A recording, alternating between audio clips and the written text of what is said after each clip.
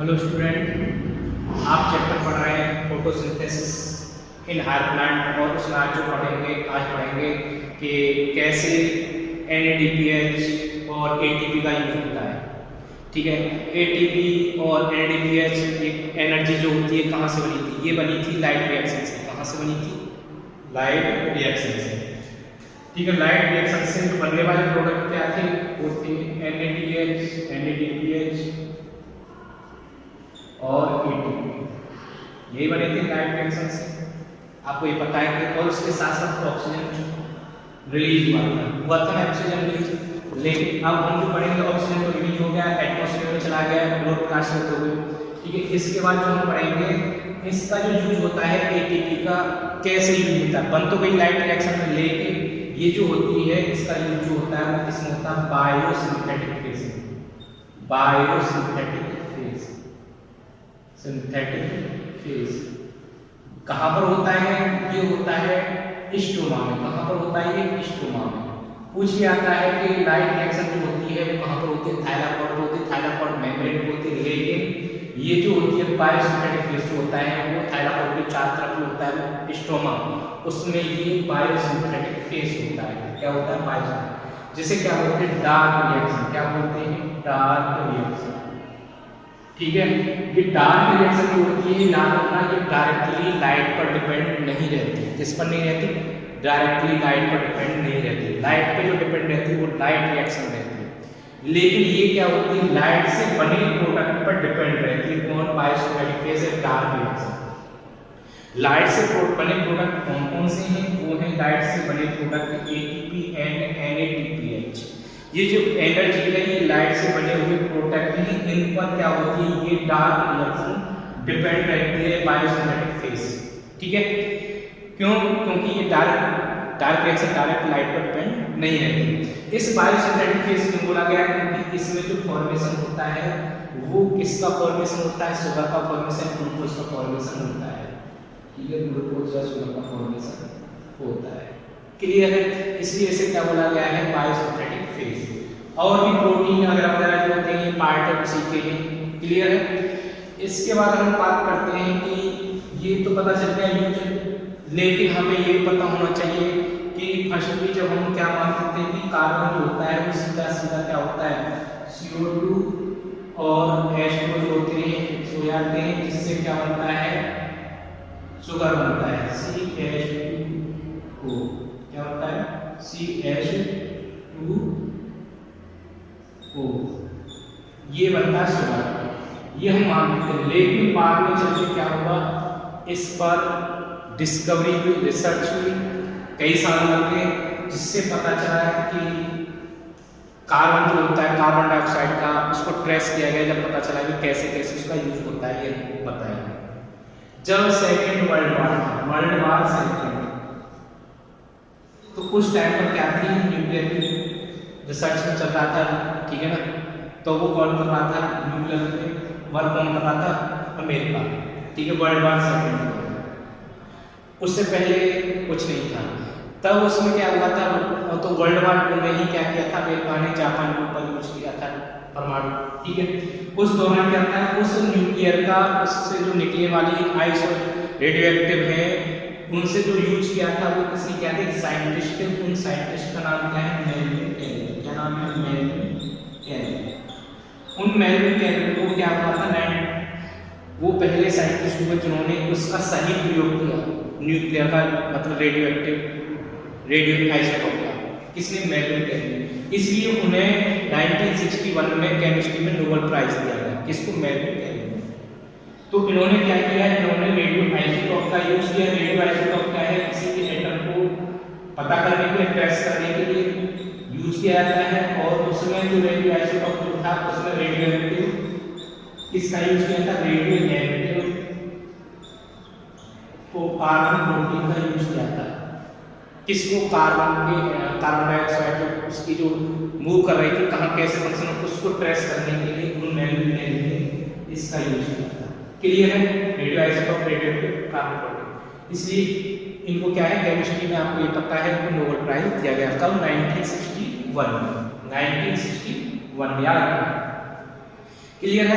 इसके बाद जब उन्होंने इस चीज का यूज किया तो उन्होंने जो पता लगाया कि पहला जो प्रोडक्ट है वो 3 कार्बन का बना हुआ होता है, ठीक है।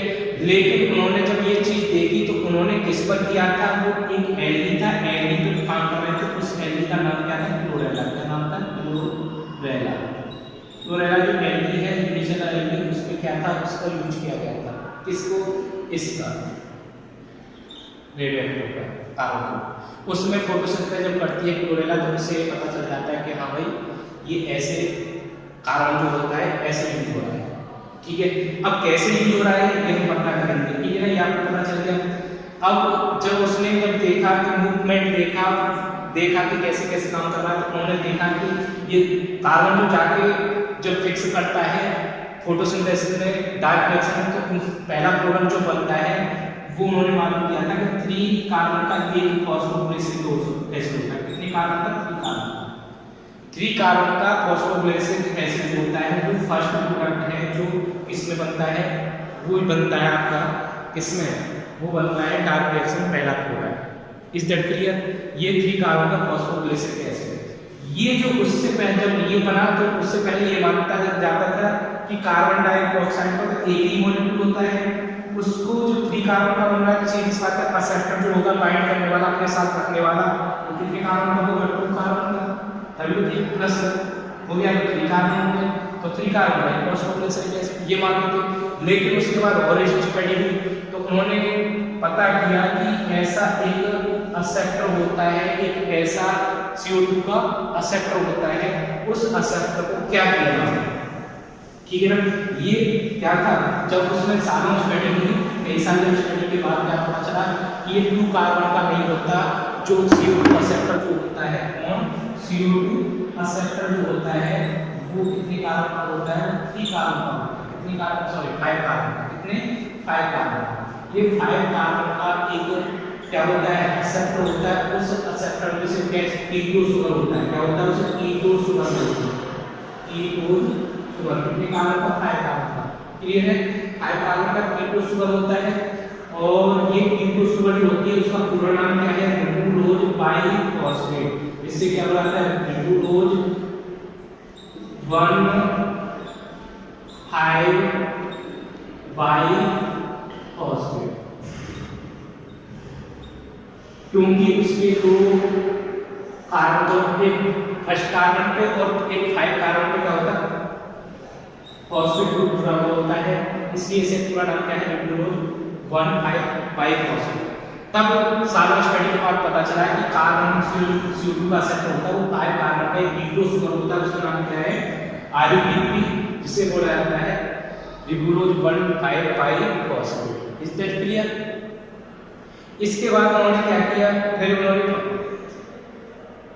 अब ये 5 कार्बन का हो गया और एक कार्बन ये आ गया, ठीक है, कार्बन डाइऑक्साइड, तो 6 कार्बन होंगे, कितने होंगे, 6 कार्बन। अब ये कहने लगे 6 कार्बन तो नहीं होते इसमें, लेकिन याद रखना ये एंजाइम में दे रखा, एक जो 5 कार्बन जो था ये RUBP, एक कार्बन उसने फिक्स किया, तो 6 कार्बन का एक क्या होता है, अनस्टेबल मॉलिक्यूल बनता है, अनस्टेबल, जो कुछ समय बाद टूट जाता है, जैसे बुलाते हैं एंडोनॉट, क्या बुलाते हैं, एंडोनॉट, ठीक है। एंडोनॉट क्या है, मॉलिक्यूल है जो 6 कार्बन का अनस्टेबल मॉलिक्यूल होता है, जो तुरंत टूट जाता है, किससे टूट जाता है, वो तुरंत जो होता है ब्रेक हो जाता है, बोल सकते हैं, या इसमें उसका नाम क्या है, PGA, इसमें 2 PGA में ब्रेक हो जाता है, 3 कार्बन के 2 PGA होते हैं, PGA मतलब फॉस्फोग्लिसरिक एसिड, याद रखोगे, PGA मतलब फॉस्फोग्लिसरिक एसिड क्या हो जाता है, ब्रेक हो जाता है, ठीक है। इसके बाद ये आपको पता चल गया PGA में। अब ये 3 कार्बन का पता चल गया कि ये ऐसे बनता है, लेकिन इसको जो करने वाला होता है ग्लूकोज 1,5-बाइफॉस्फेट को कार्बन डाइऑक्साइड के साथ फिक्स करने वाला जो होता है एंजाइम होता है, क्या होता है, एंजाइम। उस एंजाइम का नाम क्या है, उस एंजाइम का नाम है रिबिस्को, क्या नाम है इसका, रिबिस्को, क्लियर है। इस तरीके से क्या है कि ये हमें पता चला कि कैसे कैसे होते।